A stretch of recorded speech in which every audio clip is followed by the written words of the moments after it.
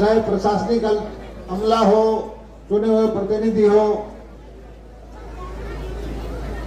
मंत्री हो, एमएलए हो, सब आपकी सेवा में लगे रहना चाहिए। और ये भारतीय जनता पार्टी की सरकार है, इसने कोशिश की है कि बिल्कुल लोकतंत्र में जो होना चाहिए वही काम करें।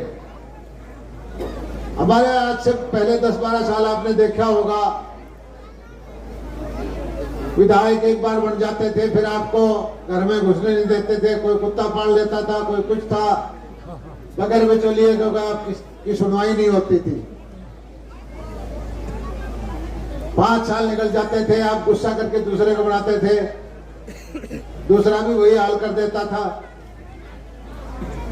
लेकिन अब आपको अपनी ताकत का पता लगा है, क्योंकि जो व्यवस्था परिवर्तन का काम भारतीय जनता पार्टी ने किया है, उसमें यह दिखाया है कि जनता मालिक है, हम सब आपके सेवक हैं। और डीबीटी के माध्यम से बहुत सारे काम किए, खाते खुलवाए, सबके परिवार पहचान पत्र बनवाए, हर आदमी को योजनाओं का लाभ सीधे तौर पर देना शुरू किया। आज ठीक है कि इक्का दुक्का आदमी को समस्या आती है, लेकिन समस्या हम छोड़ेंगे नहीं। गांव गांव में बार बार कैंप लगवा करके लोगों के बीच में जाकर के सारी समस्याओं का समाधान करेंगे। हमें पता है कि भाई कर्मचारी पुराने हैं, कोई जानबूझ के शरारत भी कर देता है, कोई नहीं चाहता कि भाई इनका काम ठीक चले, लेकिन हम धीरे धीरे कोशिश कर रहे हैं कि हर आदमी को जो उसकी योजना का लाभ है वो उसको घर बैठे मिले। कि नीतियां जो बनाई हैं कि आज आप देखते हो कि गरीबों के बच्चों को, जो प्रतिभाशाली बच्चे हैं, नौकरियां उनको मिलती है। पहले होता क्या था, गरीब का मेरिट वाला प्रथम श्रेणी पास वाला बच्चा रोता रहता था और नेता का रिश्तेदार या कोई पैसे वैसे देके नौकरियां ढक लेता था। पिछली सरकार से दुगनी नौकरी हमने दी है। अभी मैं पिछले दिनों नौकरी भर्ती हुई, लोहारू हल्के के 21 में 4 बच्चे निकले हैं, लड़कियां। ऐसा पहले कभी नहीं होता था। आपने देखा होगा कि अभी आपके सामने 2 करोड़ रुपए के जो एससी कैटेगरी के भाई हैं, 24 लाख रुपए की सब्सिडी एक एक आदमी को मिली है पोली हाउस, नेट हाउस बनाने के लिए। योजनाएं तो पहले भी थी, लेकिन इन तक पैसा नहीं पहुंचने देते थे, पैसा कहीं और जाता था। चाहे सिलेंडर देने की बात हो या पशुधन क्रेडिट कार्ड बनाने की बात हो,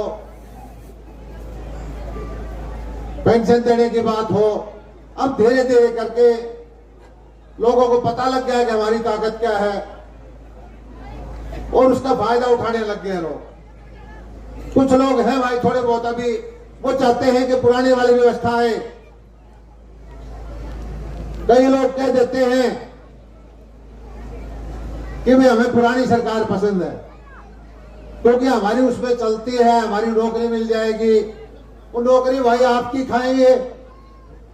पुरानी सरकार में हमें याद है, रोहतक से जब आते थे भिवानी का पता लग जाता था कि हमारी सड़क जो है रोहतक से आती थी 4 लेन, भिवानी आते 2 लेन हो जाती थी। पुरानी सरकार हमें याद है 30 साल तक इस लोहारू का पानी कोई और ले जाता था। हमें यह बता दिया गया था कि एसवाईएल आएगी तो लोहारू में पानी आएगा, नहीं तो नहीं आएगा। भ्रम में डाल दिया। यहां के जनप्रतिनिधि तप्पू प्रवृत्ति के थे कि मांग भी नहीं करते थे पानी की। बिजली की व्यवस्था पहले यहां ट्यूबवेल के इलाके के अंदर वोल्टेज की शॉर्टेज होती थी, मोटर चल जाती थी। हर क्षेत्र के अंदर कुछ न कुछ सुधार हुआ है।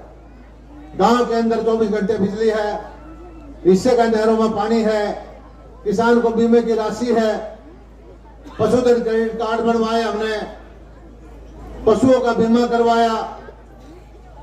अभी हमने एक योजना और चलाई है, अगले हफ्ते 10 दिन के अंदर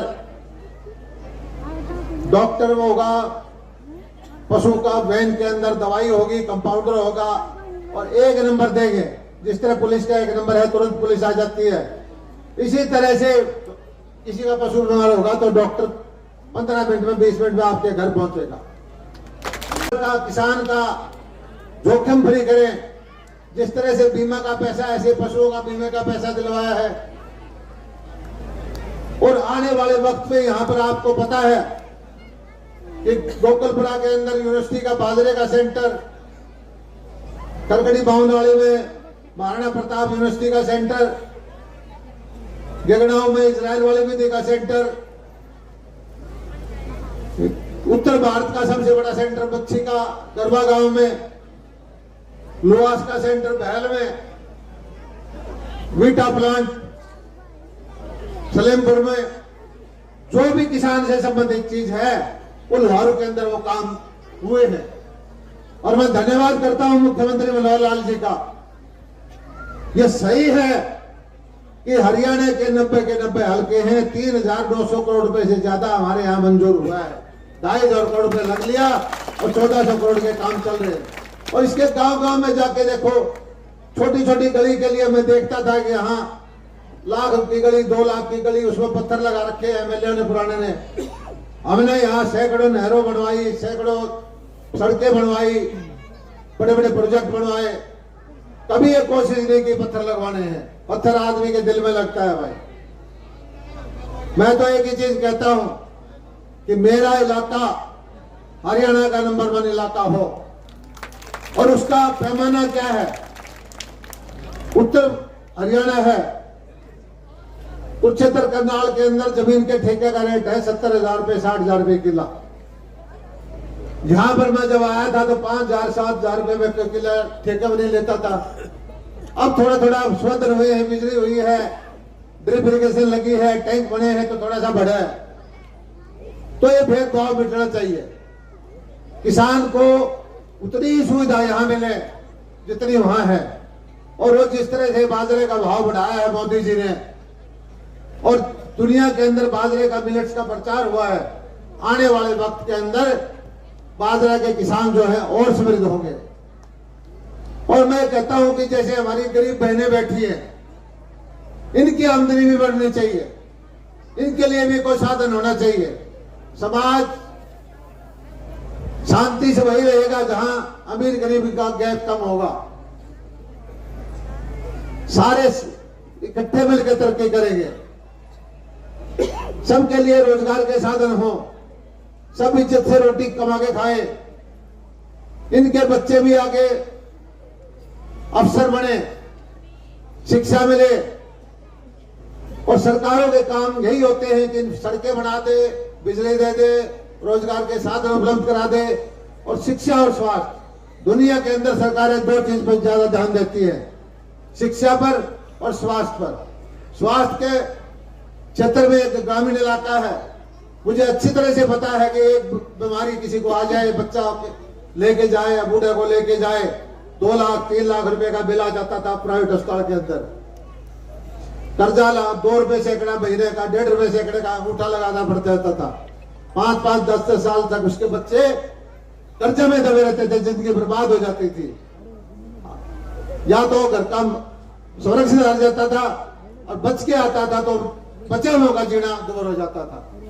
ये 5 लाख रुपए तक का आयुष्मान कार्ड बनवा करके मैं कहता हूं बहुत बड़ा काम नरेंद्र मोदी जी ने किया है। जैसे किसानों के लिए फसल का बीमा ले जा करके इतना दुनिया भर का प्रचार करते थे, बीमा से किसान को नुकसान हो जाएगा। लेकिन हमारे क्षेत्र के किसान हमेशा ये देखते रहते हैं, रात को भी उठ के फोन देखते रहते हैं कि घंटी बजी कि नहीं बजी, टन बोला कि नहीं बोला। लेकिन मुझे आपसे शिकायत भी है भैया, कुछ लोग ऐसा है जो योजनाओं का लाभ हम देते हैं उसमें बेईमानी करते हैं, और जो गरीब आदमी को झूठा प्रचार करके, अभी मुझे पता लगा चढ़ के भी कुछ आदमी फंसा लिए, बैल के भी फंसा लिए, कहीं और के फंसा लिए। सरकार के साथ जो बेईमानी करेगा आज नहीं तो कल पकड़ में जरूर आएगा। ऐसे लोगों का साथ ना दे भाई। अब मुझे बहुत सारे लोग मिले जी हमारे तो को बता लिया, हमें पता नहीं था कि ऐसे बेईमानी में हमें पकड़े जाएंगे। अब मैं मुख्यमंत्री जी से बात करूंगा कि भाई जिसने एक बार बेईमानी कर रखी है उसको पैसे जमा करा के मुकदमे से पीछा छुड़वाओ उनका, और असली जो आदमी है उसको पकड़वाओ जो किंगपिन है। लेकिन मैं आपसे हाथ जोड़ के प्रार्थना करता हूं भाई बेईमानी की तरफ ध्यान ना करो। अब मुझे संकट यह हो गया कि इस बार जो बाजरे का पैसा डालना था उसमें भी बहुत बड़ा घपला कर रखा है, और जिसको मिलना चाहिए था उसका पैसा हमने रोकना पड़ गया, क्योंकि अगर वो पैसा डाल दिया ज्यादा घपला हो गया तो फिर हम भी फंस जाएंगे। यहां टेक्नोलॉजी में सीएससी वाले कई कुछ भाई ऐसे हैं जो बेईमानी करते हैं। अभी मैं ये गांव था कौन सा डीसी साहब जो 300 आदमी एक ही गांव के मुकदमे में मांगे ना जिसको शहीदों वाला गांव रोहनाथ गांव के कल परसों आए वाला जी 300 हम फंस रहे हैं। मैंने कहा क्या हुआ, बोले एक आदमपुर हल्का का आया था और हमारा सब के 20-20 हजार रुपये कल खाता में डलवा के कटवा ले गया, सारा काम मुकदमा में फंस रहा है। तो इन चीजों से सावधान रहो भाई, अपना हक का पैसा छोड़ो मत और बेईमानी का करो मत। सरकार पूरी कोशिश कर रही है इन बेईमानी से लड़ाई लड़े, लेकिन जनता का सहयोग इसमें बहुत जरूरी है। कुछ लोग जो टेक्नोलॉजी का माध्यम से किसी और माध्यम से बेईमानी करते हैं, लेकिन बेईमानी कोई हल्के में आपका विधायक छोड़ेगा नहीं, देर हो सकती है, किसी को बख्शा नहीं जाएगा। किसान का हक जो खाता है उसको छोड़ना भी नहीं चाहिए। और भाई मैं तो एक ही चीज कहता हूं, जो कलम की ताकत है लोहार वालों की चैड़ वालों की दी हुई है, कोई गलतफहमी नहीं हमें। आपकी दी हुई ताकत, आपकी दी हुई कलम आपके ऊपर चला रहे हैं। जो भी योजना देके आए हैं इसमें कोई घर से नहीं, हमने आपके सरकार की योजनाएं हैं। लेकिन एक चीज का ध्यान रखना, अब चुनाव का समय आ गया लोकसभा का, आप ध्यान करो 2014 से पहले क्या माहौल होता था। ये चैड़ में फौजियों के गिरोह का काम है, नवाब से भी आप लड़े हो। कश्मीर के अंदर जब हमारे फौजी भाई वर्दी में जाए पत्थर मारे जाते थे, नीचे गर्दन करके हथियार होते हुए भी आ जाते थे। ये कांग्रेस वाले लोग कहते थे धारा 370 समाप्त हो जाएगी, खून के नदियां बह जाएगी, बम ब्लास्ट होते थे। आज जहां भी बात होती है भारत की बात होती है, किसी की हिम्मत नहीं है जो भारत की बात को मोड़ दे। युद्ध के अंदर भी यूक्रेन और रूस के युद्ध के अंदर लड़ाई बंद करके 25,000 बच्चे हमारे निकले। आज पाकिस्तान में भुखमरी फैली हुई है। बात पाकिस्तान करता था कि भारत वाले कश्मीर को वहां मिलाएंगे, आज वहां वाले कश्मीर वाले लोग कहते हैं कि हमें भारत में मिलना है। पहली बार हम देख रहे हैं भारत के दुश्मन, चाहे वो अमेरिका में हो, चाहे कनाडा में हो, चाहे पाकिस्तान में हो, खबर आती है कोई जहर खा के मर गया, कोई गोली खा के मर गया।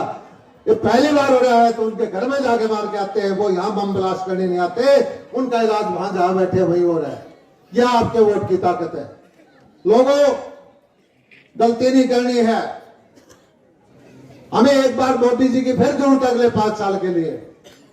ये लोग गठबंधन बना रहे हैं और ये कहते हैं कि भाई मोदी जी को रोकना है। ये कभी ये नहीं कहते कि गरीबों के लिए क्या करना है। विपक्षी पार्टियां कांग्रेस वाले ये नहीं कहते किसानों के लिए क्या करना है। एक काम कहते हैं कि मोदी जी को रोकना है, जैसे मर्जी रोको, एक हो जाओ।